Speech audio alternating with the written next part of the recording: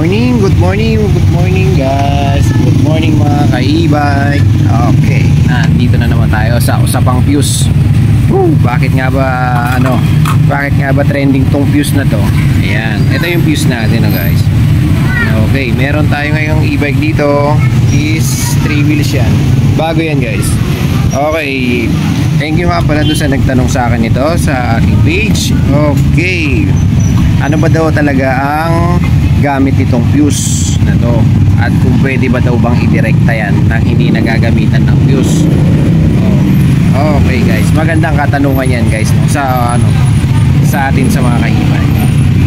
Okay guys, mag-umpisa tayo guys dito sa fuse. Itong fuse na to, saan nga ba nakakonekta yan guys?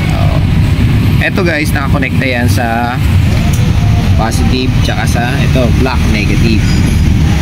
Okay guys, pwede naman guys ang walang fuse, yung i-directa mo na lang tulad ng tinatanong ng ating customer, ating subscriber, no?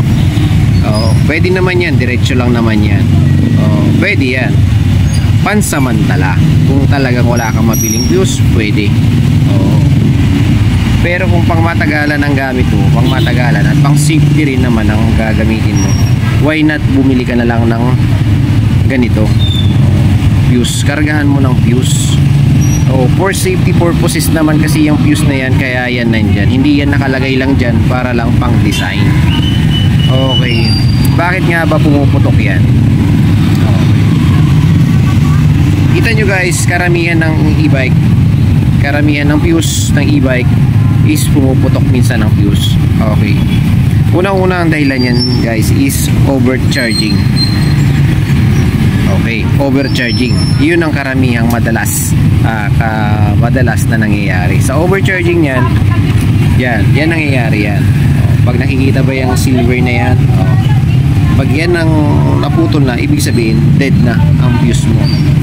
Magba-blackout ang iyong pattern cord. Yan, hindi na mag-open yan. Kahit na isusi mo ng isusi yan, hindi na mag-open yan kasi gawa ng sira na ang kanyang fuse. Yun ang una. Pangalawa, nagkakaproblema din yan minsan guys dahil dito sa terminal na to. Ito yung terminal na tinatawag natin. Yan, yung mga terminal na yan, blue, green, tsaka yellow. Yan yung terminal para sa motor. Okay, yan yung nagpapagana. Okay, tapos itong red tsaka black, yan yung negative at positive natin. Kaya naman nagkaka-problema ang fuse dyan minsan kasi minsan hindi na to na-check. Ayan yung mga terminal na yan, yung 5 terminal na yan. Minsan may maluwag, nagja-jump yung isa, pumupunta dito, dumidikit, nagkakadikitan hanggang sa masunog to, hanggang sa madama yung fuse. Okay, gets? Okay. Ang pangatlong cause din naman dyan minsan, overuse. Kaya minsan nagkakaproblema din. Overuse, overloaded, parehas na din yan. Ang overuse kasi gamit ka lang ng gamit, hindi mo naman pinagpapahinga yung e-bike mo. Syempre mainit din mainit ang panahon, mainit din ng battery, nagsasabay. Pagkahinto, saksak charge. Kaya minsan din bumibigay din ang fuse natin.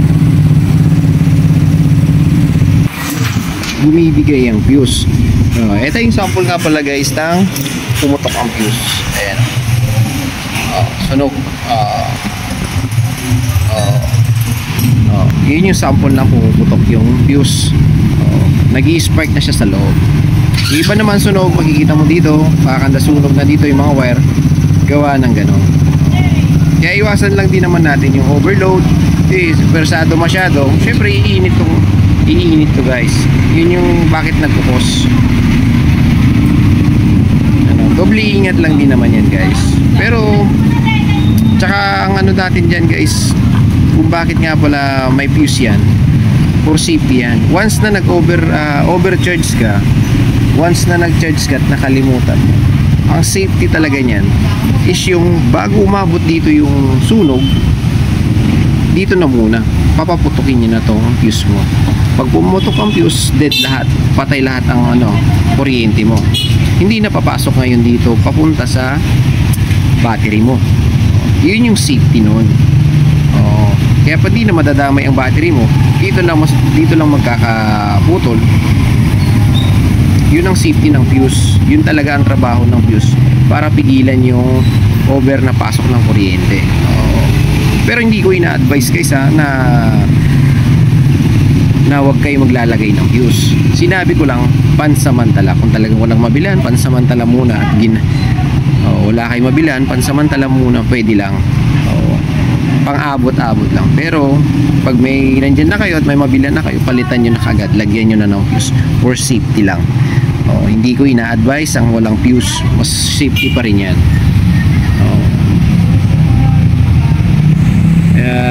Guys usaping fuse yan. Check lang lagi guys. Tsaka pag sa e-bike guys, ayan kita yan guys, 40 amperes. Ang battery natin is 48 by 20 amperes din. 40 amperes ang nakalagay sa fuse natin. Okay guys, ang pagbibili kayo ng ng standard, 40 kadalasan ang ginagamit sa mga e-bike. 40 amperes guys.